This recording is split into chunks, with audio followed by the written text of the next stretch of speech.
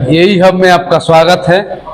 आज हम राष्ट्रपति के चुनाव के बारे में पढ़ेंगे। राष्ट्रपति का चुनाव इस देश में कैसे होता है, या राष्ट्रपति को निर्वाचित कौन कौन से, उनके चुनाव में कौन कौन लोग भाग लेते हैं, ये हम आज पढ़ेंगे।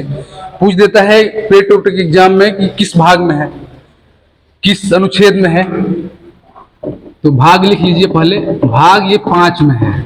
अनुच्छेद है 52 से 78 तक, एक्चुअली आगे तक है, 143 तक है भाग 5 में। लेकिन जो विशेष रूप से राष्ट्रपति का जो अनुच्छेद है वो 78 तक है। इसमें कंफ्यूज मत होइएगा, 147 तक भी है भाग 5 में ही। ये पूछा जाता है कि राष्ट्रपति का पद जो है, पद किस देश से लिए थे हम, ये भी पूछ देता है कभी कभी किसी एग्जामों में। तो चलिए लाइन बाय लाइन एक एक अनुच्छेद से आपको समझाते हुए हम लेके चल रहे हैं कि क्या क्या है। अनुच्छेद 52 इसमें है राष्ट्रपति का पद।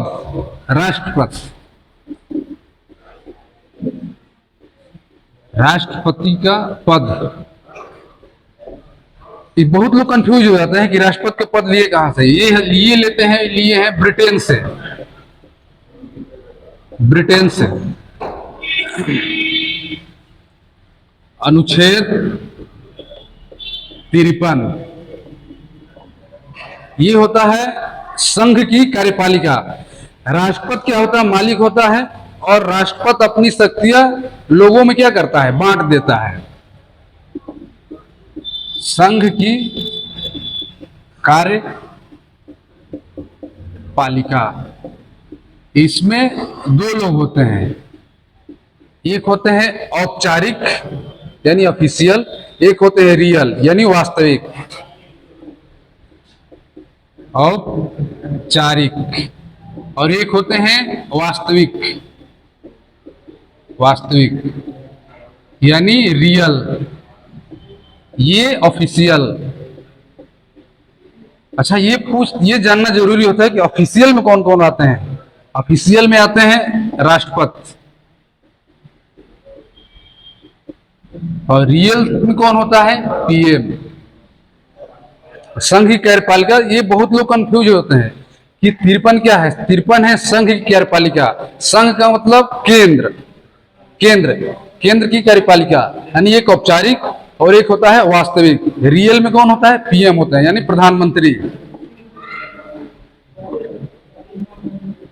प्रधानमंत्री। औपचारिक राष्ट्रपति, प्रेसिडेंट, इंग्लिश में प्रेसिडेंट बोलते हैं, प्रेसिडेंट। अब आता है 54, बहुत ही महत्वपूर्ण अनुच्छेद है 54।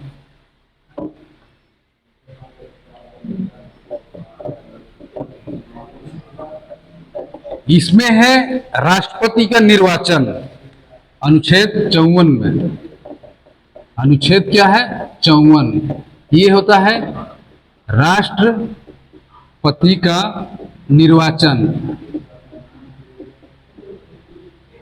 अच्छा, ये बहुत लोग नहीं मालूम होता कि राष्ट्रपति के निर्वाचन में, यानी निर्वाचन का मतलब होता है चुनाव। निर्वाचन का मतलब होता है चुनाव, इस बात को हरदम ध्यान रखिएगा। अब ये पूछ देता है कि चुनाव में भाग कौन कौन लेता है, तो लिख लीजिएगा ऐसे, भाग कौन कौन लेता है, कौन नहीं लेता है। अच्छा, इसमें क्या है, भाग कौन कौन लेता है, सभी राज्यों के निर्वाचित विधायक। इस बात पर देखिए, सभी राज्यों के निर्वाचित विधायक, सभी राज्यों के निर्वाचित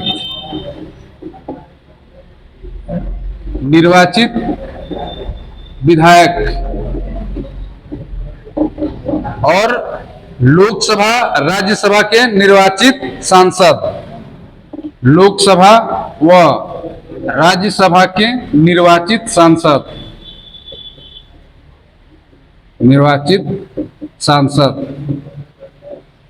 दिल्ली और पुडुचेरी के निर्वाचित विधायक, दिल्ली व पुडुचेरी के निर्वाचित विधायक। निर्वाचित विधायक, ये लोग भाग लेते हैं। सभी राज्यों के निर्वाचित विधायक, लोकसभा और राज्यसभा के निर्वाचित सांसद, दिल्ली और पुडुचेरी के निर्वाचित विधायक। अब पूछ देता है इनमें भाग कौन कौन नहीं लेता है। विधान परिषद के सदस्य, विधान परिषद के सदस्य, और है मनोनीत सदस्य, मनोनीत सदस्य। इस पे ध्यान दीजिएगा, यहां पे लिखा है भाग कौन कौन लेता है और यहां पे लिया दिया है कौन भाग नहीं लेता है। तो देख लीजिए, विधान परिषद के सदस्य भाग नहीं लेते हैं, मनोनीत सदस्य भाग नहीं लेते हैं।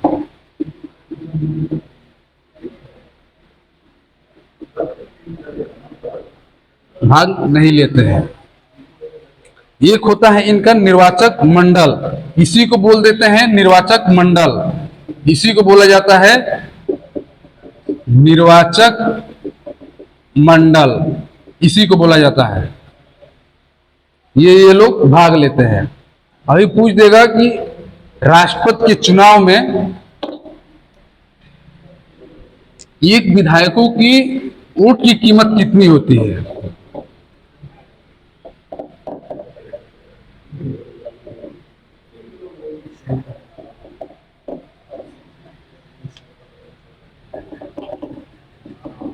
अनुच्छेद 55 इसमें है कोटा, यानी मिनिमम वोट पाना होता है। मिनिमम वोट, मिनिमम वोट पाना होता है। तो भाई मिनिमम वोट मालूम कैसे होगा कि इतना मिनिमम वोट होता है। तो एक विधायकों की संख्या है, एक विधायक की वोट की संख्या मालूम करना पड़ेगा कितना होता है। तो यहां पे नोट करके लिखिएगा विधायक, राज्य की कुल जनसंख्या, राज्य की कुल जनसंख्या, राज्य की कुल जनसंख्या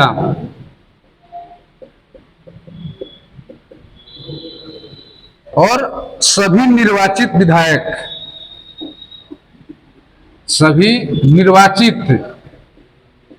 निर्वाचित विधायक, और मल्टीप्लाई कर देते हैं कितने से, 1000 से। तो एक विधायकों का वोट का कीमत क्या हो जाता है, मालूम हो जाता है कि एक विधायकों की वोट की कीमत कितनी है। सांसद, सांसद का अब मालूम करना होता है कि सांसदों की वोट की कीमत कितनी है। टोटल विधायकों का मत सभी निर्वाचित सांसद, निर्वाचित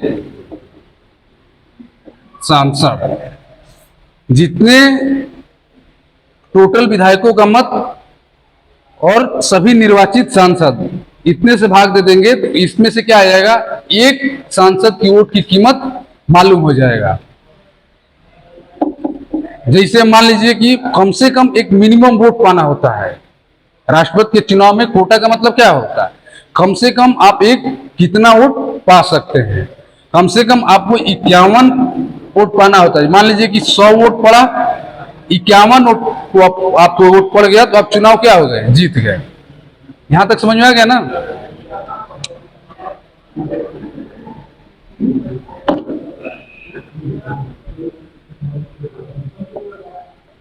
मान लीजिए इसी तरह यूपी की एक विधायकों की संख्या निकालनी है, एक विधायक की मत की संख्या निकालना। उत्तर प्रदेश के हम लोग हैं तो उत्तर प्रदेश के एक विधायक की संख्या मान लीजिए कि निकालना है। मान लीजिए कि टोटल जनसंख्या हम लोग कितनी है, 10,000, मान लीजिए 1 लाख है, और सदस्य कितने हैं हम लोग के, मान लीजिए 100 हैं। उसके बाद मल्टीप्लाई क्या करेंगे, 1000 से क्या करेंगे, भाग दे देंगे,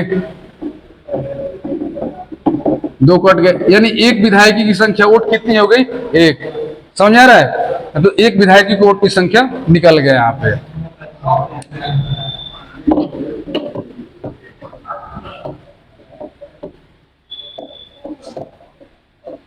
अब आता है 56 उनका होता है टेन्योर कार्यकाल, राष्ट्रपति का कार्यकाल पूछ देता है। अभी मतलब ये 56 ही पूछा था अगले वाले ARO का एग्जाम में 56 ही पूछा था, क्योंकि उस एग्जाम में हम लोग थे। आर वाले एग्जाम में मालूम है इसीलिए होता है 56। अनुच्छेद 56 क्या है? 56 में है कार्यकाल, टेन्योर, कार्यकाल, इसको इंग्लिश में बोलते हैं टेन्योर, कार्यकाल। ऐसे बेसिकली राष्ट्रपति का जो कार्यकाल होता है ना वो 5 साल का होता है, लेकिन राष्ट्रपति कभी भी अपना त्यागपत्र क्या कर सकते हैं? उपराष्ट्रपति को दे सकते हैं। बेसिकली इनका कार्यकाल क्या होता है? 5 साल। लेकिन इनकी मान लीजिए तबीयत खराब हो गई या काम करने का मन नहीं कर रहा है, तो एक्चुअली क्या करेंगे? राष्ट्रपति अपना त्यागपत्र किसको दे सकते हैं? उपराष्ट्रपति को। राष्ट्रपति त्याग पत्र अपना किसको देते हैं? उपराष्ट्रपति को। और उपराष्ट्रपति किसको देते हैं? राष्ट्रपति को। इस बात का ध्यान रखिएगा, राष्ट्रपति अपना त्याग पत्र किसको? उपराष्ट्रपति को। उपराष्ट्रपति किसको? राष्ट्रपति को। अनुच्छेद 57 क्या है? इसमें होता है पुनः कार्यकाल, पुनः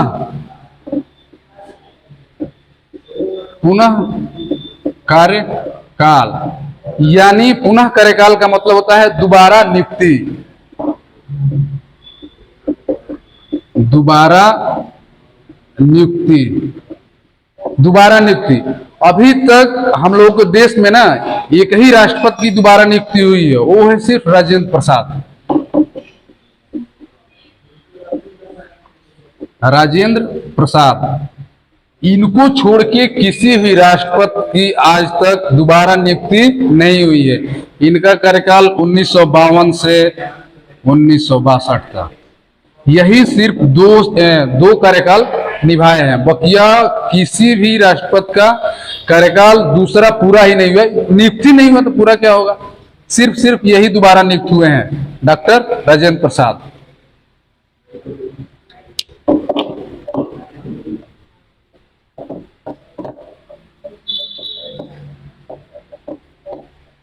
अब आता है 58 अनुच्छेद 58। इसमें क्या होती है कि शर्तें हैं कुछ, इनका योग्यता होनी चाहिए या योग्यता। इनके योग्यता क्या होना चाहिए? ये भारत के नागरिक होने चाहिए, भारत के नागरिक। उम्र जो है 35 वर्ष होना चाहिए, भारत के नागरिक होने चाहिए। उम्र क्या होना चाहिए? 35 वर्ष होने चाहिए। लोकसभा की योग्यता रखते हो, सभा की योग्यता रखते हैं।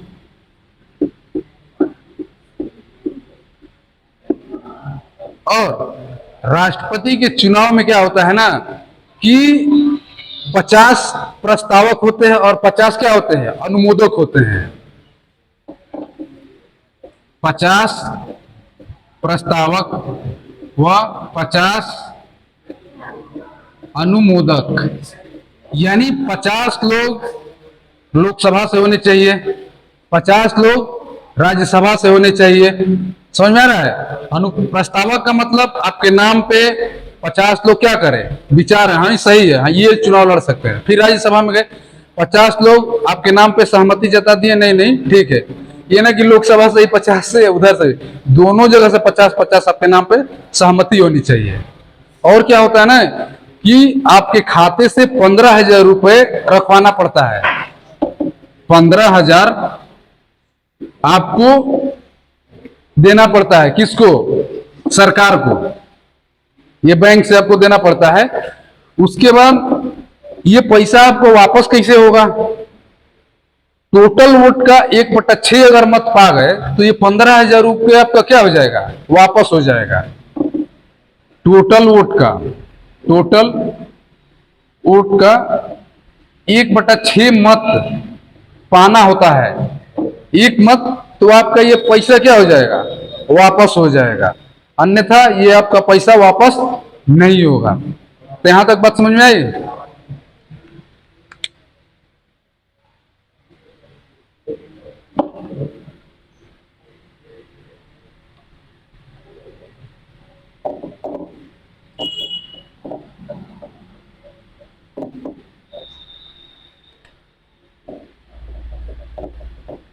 अनुच्छेद 59। 59 में क्या है? शर्तें हैं, कंडीशन। कंडीशन, शर्तें। शर्तें में क्या होने चाहिए? ये पागल नहीं होने चाहिए। पहला, पागल नहीं होने चाहिए, नहीं होने चाहिए। दूसरा, दिवालियापन नहीं होने चाहिए। दिवालियापन, दिवालियापन का एक्चुअली मतलब जानते हैं आप लोग क्या होता है? दिवालियापन का मतलब होता है कि कोई भी व्यक्ति बैंक से इतना लोन ना ले ले कि वो देने में क्या हो, असक्षम हो। मतलब लोन ले लिया है, देने में क्या है, सक्षम नहीं हो, उसको बोला जाता है दिवालियापन। बैंक से लोन लेने पर देने में असक्षम, असक्षम हो, उसे दिवालियापन बोलते हैं। दिवालियापन। जैसे इस टाइम क्या है, नीरव मोदी क्या हो चुका है, दिवालियापन हो चुका है। मेहुल चोकसी क्या हो चुके हैं, दिवालियापन, उनको बोलते हैं। तो ये अब उनके क्या हो चुकी है शर्तें में कि अब वो भारत के चुनाव के में क्या कर सकते, चुनाव नहीं लड़ सकते। क्यों? क्योंकि जो शर्तें में है कि पागल नहीं होनी चाहिए, दिवालिया नहीं होनी चाहिए, शर्तें में हो दिवालियापन, मेहुल चोकसी, नीरव मोदी क्या है, तो वो भारत के चुनाव क्या कर सकते हैं, नहीं लड़ सकते हैं। अब आता है अनुच्छेद 60। 60 में है शपथ। शपथ, ओथ। पूछ देता है इनको शपथ कौन दिलाता है? राष्ट्रपति को शपथ कौन दिलाता है? राष्ट्रपति का शपथ भारत का मुख्य न्यायाधीश दिलवाता है, सीजेआई। सीजेआई भारत का मुख्य न्यायाधीश।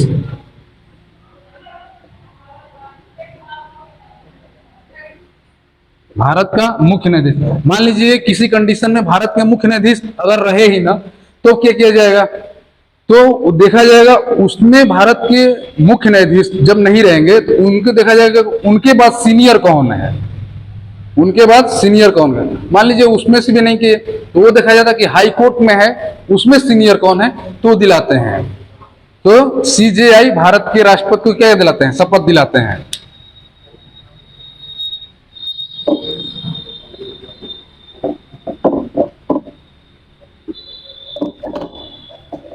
अब आता है 61, महाभियोग।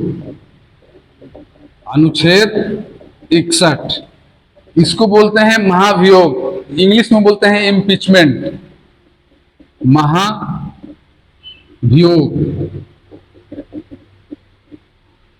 इम्पीचमेंट।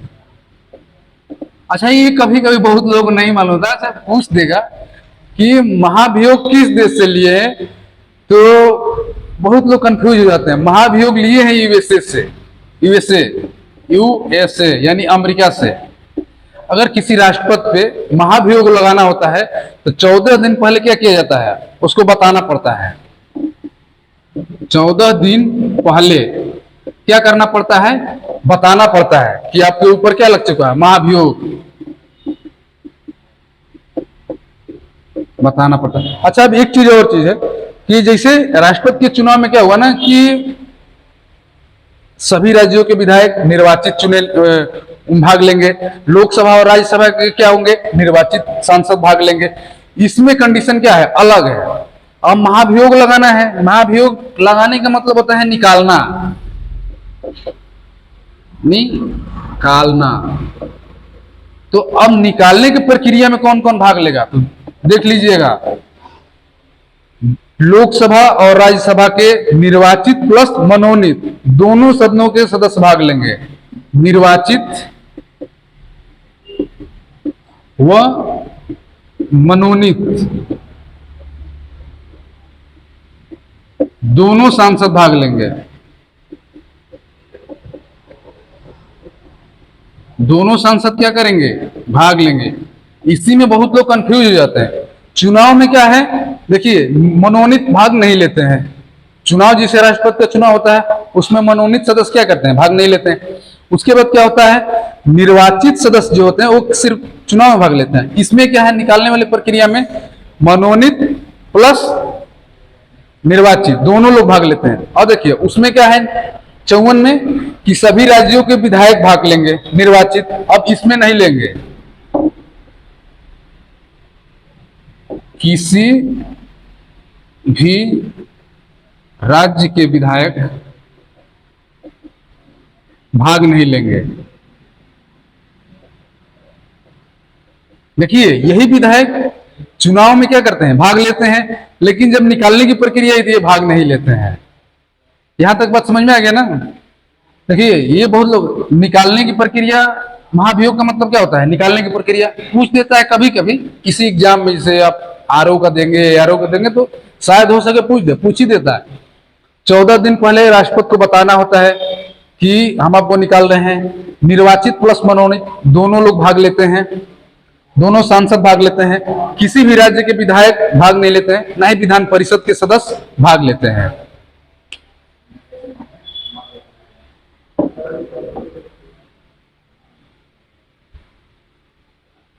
हाँ एक चीज और चीज है इसमें कि जैसे मान लीजिए किसी राष्ट्रपति में महाभियोग लग गया तो वो अब क्या करेगा ना, तो प्रक्रिया में देख सकता है, वो सभा में आ सकता है। ये नहीं कि निकालने की प्रक्रिया 14 दिन पहले बता देगा तो वो सदन में आ ही नहीं रहा, तो वो क्या कर सकते हैं, आ भी सकता है।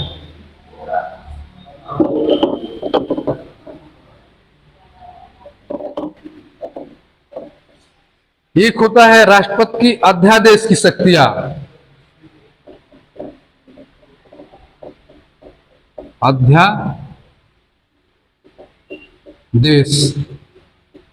ऑर्डिनेंस, ये किस अनुच्छेद में है, अनुच्छेद 123।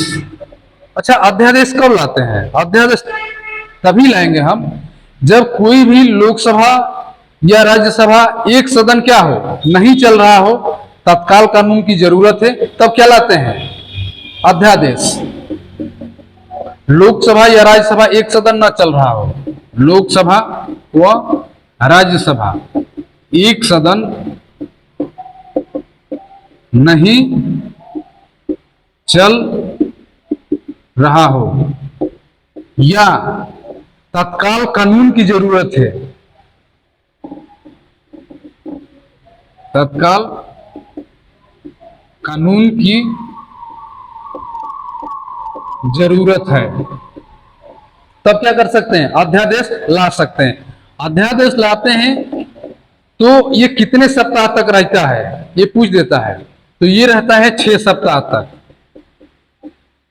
6 सप्ताह तक। अगर ये 6 सप्ताह के अंदर लोकसभा और राज्यसभा दोनों लोग अनुमोदन नहीं करते हैं तो ये क्या हो जाएगा, स्वतः ही क्या हो जाएगा, समाप्त हो जाएगा।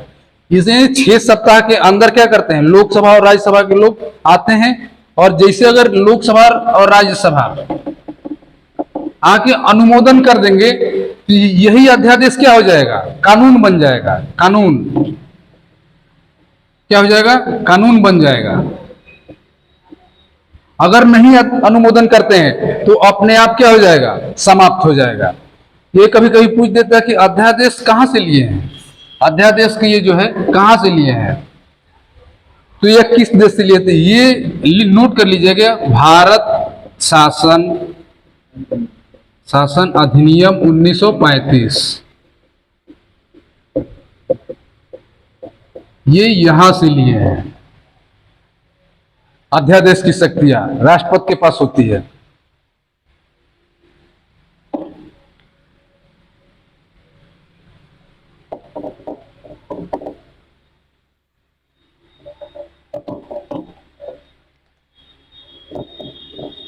और एक और होता है राष्ट्रपति के पास वीटो शक्ति, वीटो शक्ति अनुच्छेद 111, ये होता है वीटो शक्ति। वीटो का मतलब ही होता है रोक देना, वीटो का मतलब ही होता है निषेध यानी रोक देना।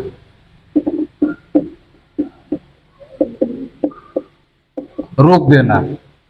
और कभी पूछ दे इसका प्रयोग कब हुआ है वीटो शक्ति का, तो 1986 में ज्ञानी जेएल सिंह वीटो का प्रयोग किए हैं, जेबी वीटो का प्रयोग किए थे।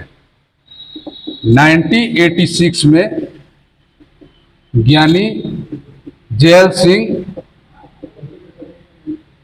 जेबी वीटो का प्रयोग किए थे, वीटो का प्रयोग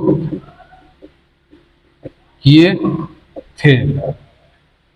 तो ये था राष्ट्रपति की शक्तियां। राष्ट्रपति किस अनुच्छेद में, राष्ट्रपति मतलब इतना इंपॉर्टेंट ये अनुच्छेद है ना कि आप किसी भी एग्जाम में जाइए, किसी भी एग्जाम में, अभी 2022 वाले आप लोग देखे पेट के एग्जाम में यहाँ से ये मतलब यहाँ से आया था, आप किसी आरओ या एआरओ का दे रहे हैं या स्टेट पीसीएस का ही दे रहे हैं, इसमें से ये मतलब अनुच्छेद से आते हैं।